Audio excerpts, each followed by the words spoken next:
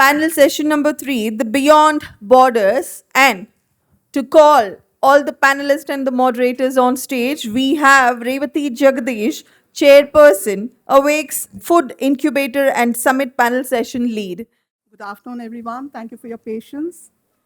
This is going to be a short session, actually, because we had an esteemed panel, a powerhouse of panel arranged here. Due to the flight cancellations and 3 of our panelists have not come in. 2 of them are present here and patiently waiting for their session. The topic is Beyond Borders, Scaling Up and Tapping into the Global Markets. Today's business world is no longer limited by geography. Opportunities are opening up faster than ever. And the real question is, how do you boldly scale up and tap into the global markets? This journey is exciting and challenging, from understanding new consumers to navigating global regulations and building international networks. This conversation we are going to have now is going to unlock those possibilities. So the panel, let me at least mention who were there on the panel. We had Shri B.K. Shivakumar, Director Exports and MD VTPC, who was here, but because of the delay, he had to rush out. Our next panelist was supposed to be Mr. Amit Agarwal, a CA from India and a CPA from USA. He would have probably thrown light on many foreign regulations. And the other person was Dr. Lakshman Singh, a technocrat. Now, with this, let me bring on stage the people who have patiently waited. Mr. Takashi Ohira, he is head of Asia region at Deloitte Tohamatsu Venture. In his current position, he supports startups from Southeast Asia, India, and Japan. As a fintech expert, he appears in major Japanese financial publications. Welcome, sir. Looking forward to your global views. Our next panelist is Ms. Yashi Dariwal, an author, economic head, and at the Honorary Consulate of Cambodia in Bangalore. Ms. Yashi is a political analyst who worked at the Chinese consulate in Kolkata earlier. She has in-depth understanding of the socio-political developments in domestic and international domain. Looking forward to your insights, ma'am, in navigating international trade and economic policies. Well, a very good afternoon. As ma'am rightly said, that we are all troubled with situations like flight cancellations and many other global uncertainties that the world is troubled with. And hopefully, Mr. Ohira and I are going to help navigate some of or give perspectives to some of the ways in which these can be navigated and still we are able to scale up and move beyond borders. So namaskara and a very good afternoon. I'm happy to kind of moderate this session where we're trying to kind of focus now on an Asian perspective with Mr. Ohira representing the Japanese side, and I would like to share insights from the Cambodian side. And very aptly and rightly so, given the volatility that lies in the West, that's been troubling the world by and large. So it's about time to kind of look east and act east. In that regard, I extend my appreciation to Awake and GCPIT for having invited me and organizing such an extremely relevant forum for discussions and deliberations. I think we're gathered here today to help startups, small businesses, entrepreneurs, and the MSME to scale up their operations and explore newer geographies, get exposure to a different kind of a business ecosystem, understand the policies and compliances which lie in other countries, and in order to make these continuous business activities overseas. So India is a mature market in a lot of sectors, but it's also very nascent and developing in several other sectors. So in this regard, I thought of looking at or asking certain questions which would probably help the audience, members of Awake, and also the young entrepreneurs before us. Mr. Ohira? So, as a partner of Deloitte, who's worked extensively in the Asian market and in one of the biggest consultancy firms, which is Deloitte, um, India and Japan have been, for a very long time, been strategic partners and share a really mutually beneficial relationship.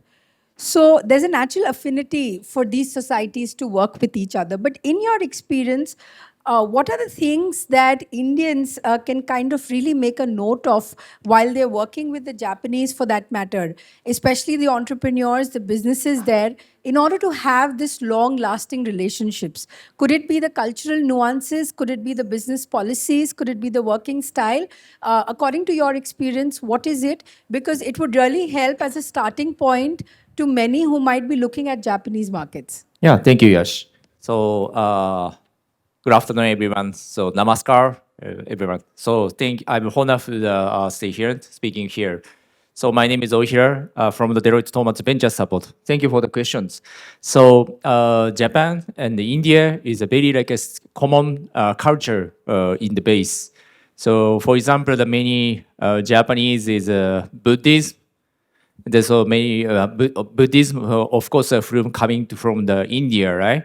So many kinds of the god in Japan is very similar to the Hindu god coming to the Japan from India, but a different name and a different visual, but the same basically stories. So many gods coming from India to Japan. So regarding to the business scenes, many point is different, but similar point something happened. So I think the one of the Japanese culture is a very seriously and so focusing on the step by steps, like the Toyota's Kaizen process is a very signature ones. Japanese companies step by step going the process for the business process. And the Indian company, Indian culture is one of the very, I'm so surprised for that jugaad. So we can collaborate the two of them, making the collaborations. So one of my favorite Indian food is a dosa. So I live in Bangalore just now. So I changed to my favorite food to the sushi to masala dosa. Yeah. So we can collaborate between the India and the Japan. So Japanese government also the changing this, increasing for the make the collaboration with the India-Japan corridors. For example, human resource regarding to the human resource areas. So Japanese and the India government agreement with the 5 years, 50,000 people exchange for each other's Indian talent and the Japanese talent exchange. So last month, so October, Prime Minister Modi is coming to the Japan, and the target number is very extended, 10 times, changing to the target, 50 times, 50,000 people during the 5 years. So Ministry of Economies in Japan is strongly promote for these initiatives. Now, many Indian people coming to the Japanese markets, and so many Indian talent, many Japanese companies would like to the hiring for the Indian talents. So now is a many Japanese company coming to the India, especially the Bangalore, because I joined the JCCI, Bangalore Japanese Chamber of Commerce in Bangalore. So every month, many new membership companies are coming to the Bangalore here. So in Bangalore, it's a very many opportunity for the collaborate with the Japanese corporations and join to the Japanese corporations. So I understand that you are like a MSME and a startup company, right? So I would like to my mission is our company is Deloitte Thomas Venture Support. Venture support means startup supporting. Our company is based in Japan, basically, but I'm an expert to the Deloitte India. So my focus point is Indian startups and the SME companies. supporting to the enter the Japanese markets and fundraising from the Japanese investor. We are supporting that initiatives. So Tokyo Metropolitan Government, one of the Japanese government, is they would like to invite foreign companies from Japan, foreign companies, including the Indian companies, to the Tokyo market, Japanese market. They are provide 16th offering for the service menu. That are government initiatives. Everything is for free. So you can, if you have some interest for the enter the Japanese market, please let me know. So I can connect with you the Tokyo Metropolitan Government team. For the project name is Access to Tokyo. They are offering to the 16 free menus. Enter the Japanese market and research for the Japanese market. If you rent the real estate in Japan for branch, so they provide to the grants and hiring the Japanese local people, they provide the grants. So they have the many menu offerings. So they are seriously for the inviting the Indian companies coming to Japan markets. Yeah, that's all. Yeah. That's actually very interesting. In fact, I'm sure it's going to be very beneficial for a lot of people looking to enter Japan, because there's a lot of misconception that probably revolves and a myth that it's difficult to navigate the market, understand the culture. So I think gentlemen like these are here to facilitate your entry into such geographies and markets. And thank you for sharing that insights. I'm certain that it's going to be really beneficial for them. Speaking of the Cambodian side, well, I think it's a very appropriate forum for me to speak here because I'm here to talk about a country which has 61% women in senior leadership positions in the industries, and they are front-ending.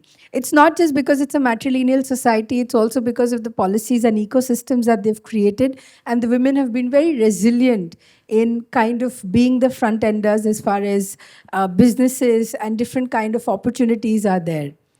But of course, there are a lot of gaps as a developing economy still growing at 8%, and with a no personal income tax, only a company tax between 14 to 20%, and and a very low repatriation of 14 to 20%. It's very easy to enter that market. It's very easy to navigate into the business environment because buying property, buying land is relatively easy. And with the direct connectivity that the consulate has also been, and the embassy in Delhi has also been really focusing upon, we hope to have greater connectivity between the Cambodian and Indian markets. In fact, again, a very relevant perspective is back in 2023, in August of 2023, there was a delegation of 55 women entrepreneurs who traveled from India, different parts of India, largely being Karnataka, to Cambodia, which was facilitated by the consulate. And there were buyer-seller meets to panel discussions to understanding business ecosystem because like very rightly as he mentioned about the similarities that India and Japan in terms of culture and history enjoy, Cambodia is no different for that matter. Cambodia owes its legacy to India for a lot of its culture, religion, language, script, especially the southern Indian languages. So it's kind of, and the sectors are also very interesting. From agro-processing industries to solar, because energy is a very big deficit area for Cambodia, and an opportunity for Indians who excel in not just solar, but sitting in Bangalore, we're looking at hydrogen and all other alternative sources of energy, including electric vehicles. So agro-processing, energy, IT. Yesterday, we had a delegation from Cambodia who went back and came here to understand the implementation of Aadhaar and how it has managed to really integrate and provide a service network, manage the database of the families, manage the death, the migration, the population, and final level of beneficiaries. So these are the things which they are really keen on learning from us. So I would really encourage one to not look at markets which are not welcoming us and rather focus on societies, economies which are very, if I may say so, India friendly. and want to encourage that participation and involvement from them. So that's something that I would like to say at the outset. Secondly, Yeah, Mr. Ohir. I have the one question for Yes, you. please. So your India delegation to the Cambodia Yes. is which sector is very booming for that? So, in fact, that was little sector agnostic for the simple reason that we understood that Cambodia was a less understood sector initially. Uh, Two delegations were organized, which was more of an exposure level. The others were all, like recently, there was a CI delegation which was essentially on textiles because Cambodia is the world's largest, ninth largest manufacturer of garments. So the textile producers went there. But as far as the women were concerned, mostly they were wanting to understand how women have reached to this position, number one, which are the sectors which are working from them. So we had a buyer-seller meet where a lot of women entrepreneurs of India and Karnataka, they set up their, kind of booths there for almost 12 or 13 business chambers of commerce to come there and understand the kind of products which are available. From that, it actually culminated into 6 MOUs being signed. And trade of, in fact, one company got a 7 crore order, which was into millets. Wow. And a lot of these products. I'm very happy you asked this so that Yeah, it very could be fruitful. we tried. We tried. So, to be very honest, we were facilitators. It is the power that lies in our women who have to, because they had to leave behind their families, their commitments here, their business commitments here, because they're obviously holding very important positions in India, travel all the way and yet give that experience to Cambodia. So, in fact, I would like to congratulate each one of them who took that effort and went there and made really that difference. So thank you. Yeah, thank you very much. Yeah, so good to know that in Cambodia's, where female entrepreneurs and senior directors positions is mainly the lady is so good to insight for me. So because so Japanese situation is how to say like step by step changing the situations. So recently the first prime minister in lady prime minister is course, Takaichi-san is congratulations. happened in Japan first, right? Yeah, she is broken the change the mind for the in the Japanese situation. So I feeling that more chance for the changing the social in the Japanese societies. I think. And she's so dynamic, driven, clarity of thought. Her speeches are absolutely amazing, which she's told the Yeah, I public. think so. Now is a very expectation is a high. The Japanese people is a very expect for her. That's But yeah, true. yeah, I That's guess. true. Great. The other thing that I wanted to just understand from you, and also for the benefit of the audience, that are there any sectors, and especially high-value industries, which can be looked at by the Indian entrepreneurs specifically when they look at the Japanese market? Because it's not just about looking on the eastern side, but in terms of starting points, are there any low-hanging fruits and sectors which you feel that Indians are good at, and there's a lot of scope and avenue for them to get into the Japanese market? Okay, thank you very much. So, the Japanese market is a very huge market just now. Of course, the population is decreasing. India is increasing. So, yeah, change the situation. But still, Japanese market is so big. So many sector is happen. So, first, very technical areas. So Japanese large corporation is focusing very interest for the semiconductor place and the healthcare places and the space and the defense areas. That area is a very booming in the Japanese Japanese market. But now is many Japanese company also are focusing on the hospitalities and manufacturing areas.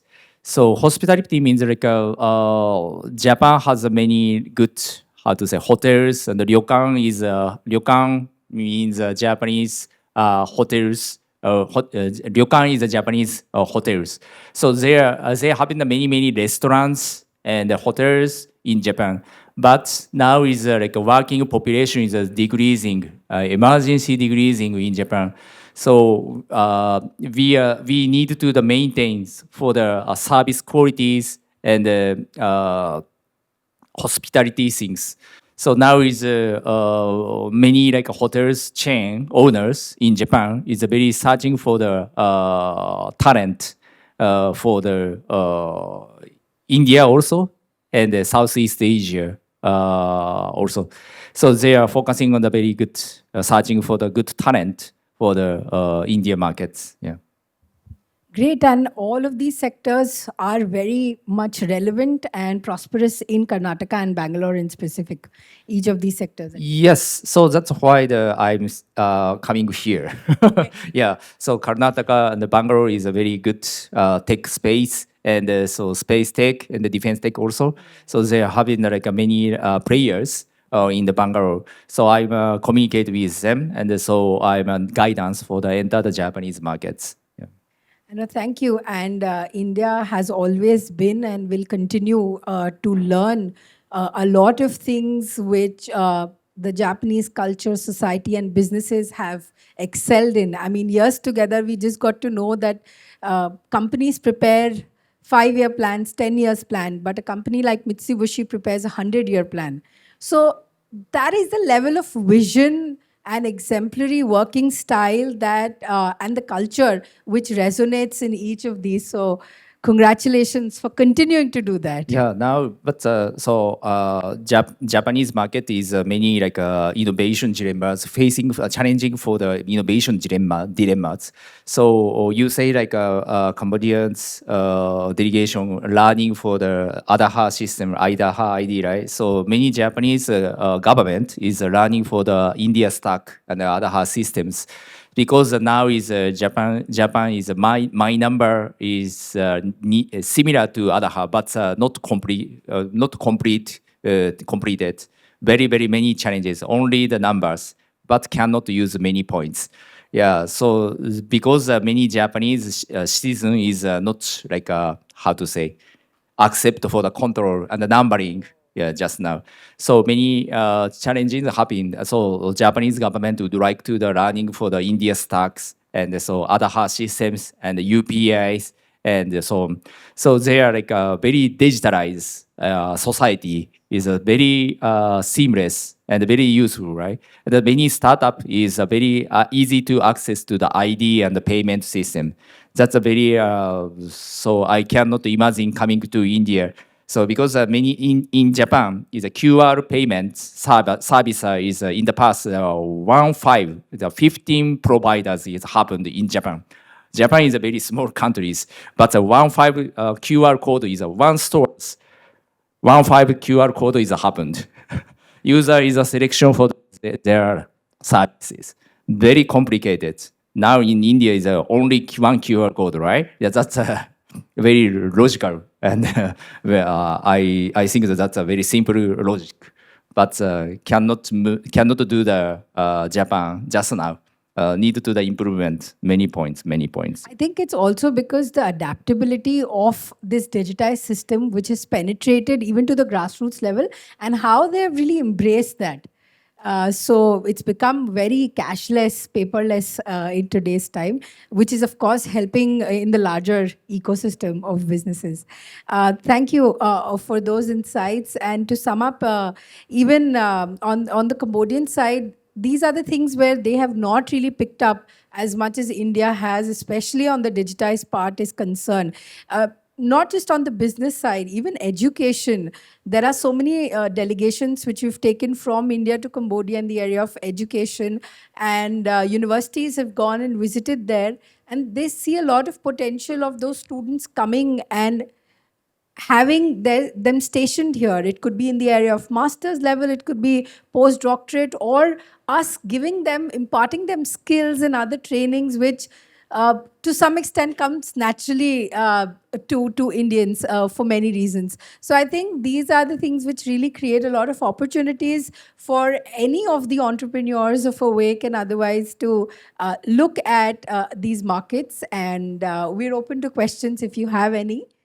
As you said, Japanese population is a decreasing population, and Japan is a country where it's a 100 years plan you make.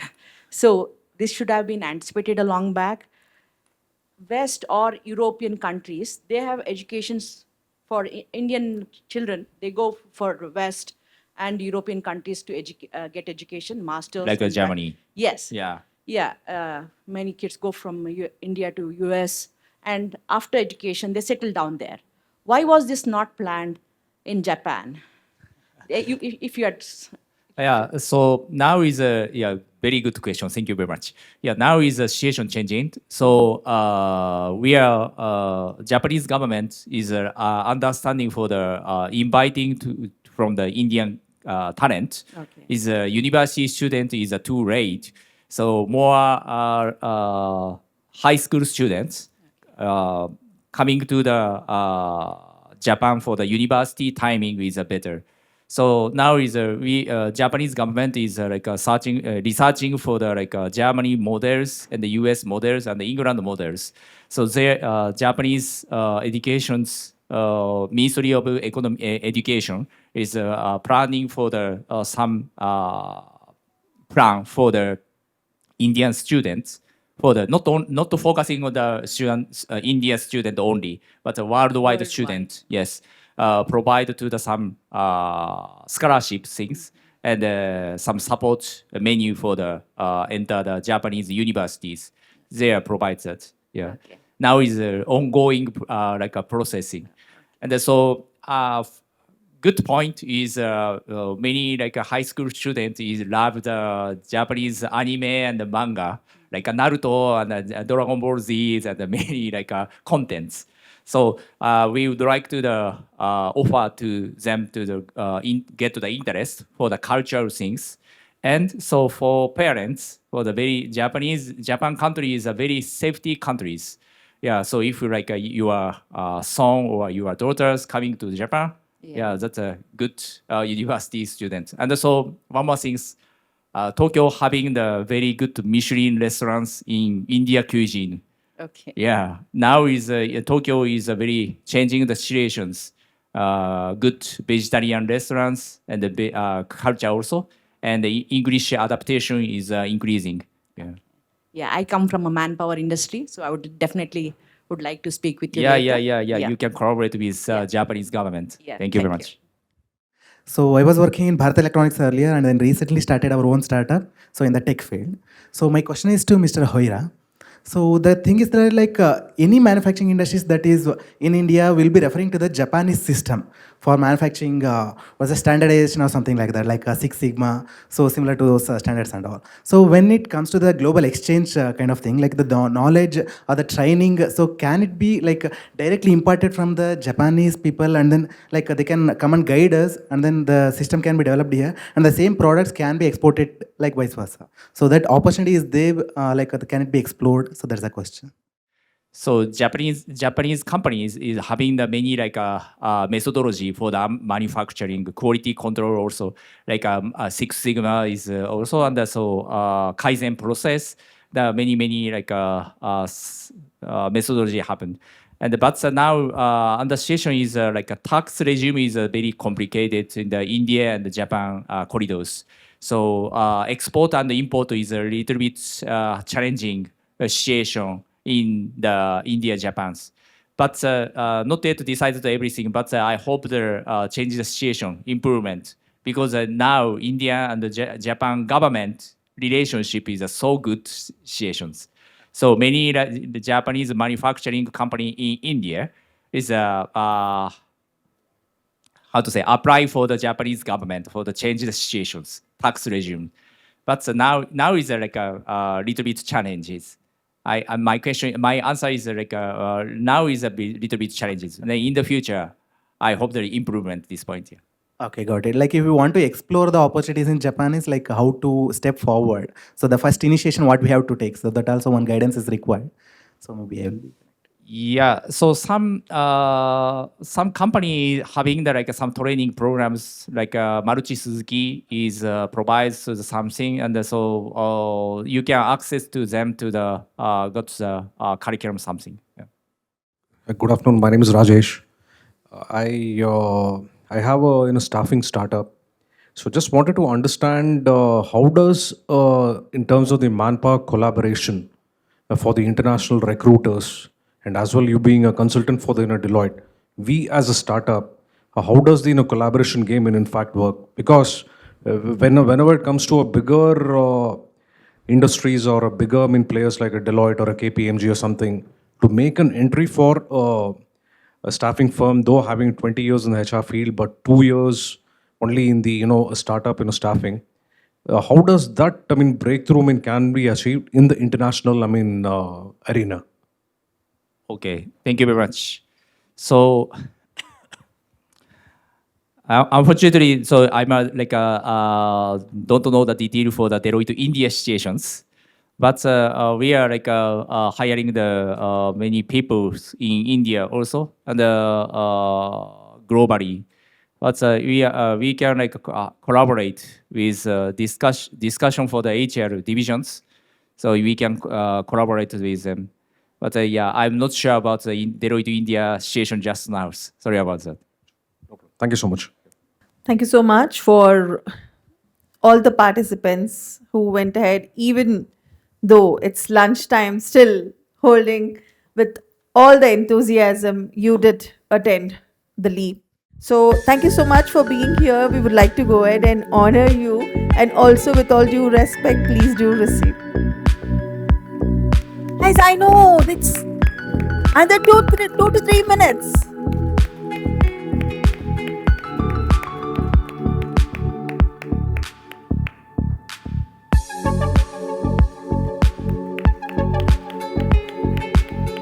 It's that 1, 2, 3, 1, 2, 3, 1, 2, 3. Dr. Nityananda N. Modliar is here, right? So we would like to have you on stage. Congratulations.